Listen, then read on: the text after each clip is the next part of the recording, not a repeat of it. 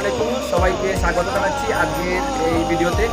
আজকে আমরা কিভাবে একটি গ্রাইন্ডিং মেশিন দিয়ে আমরা ওয়াল কাটবো এই বিষয় নিয়ে আজকে আমরা সবগুলা কিভাবে গ্রাইন্ডিং ধরবো এবং কী কী সেফটি আমাদের প্রয়োজন এই বিষয়গুলো নিয়ে আজকে আমরা আলোচনা করবো।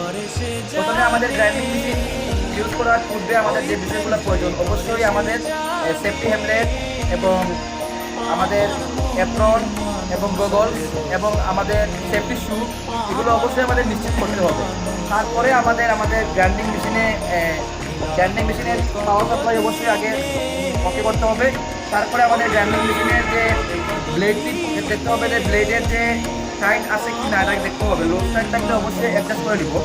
তারপরে আমাদের এই যে ওপরের যে ব্লেডের যেটা কাভার আছে এই কাভারটা অবশ্যই লাগাইতে হবে। তার জন্য আমাদের শরীরের প্রোটেকশন থাকবে।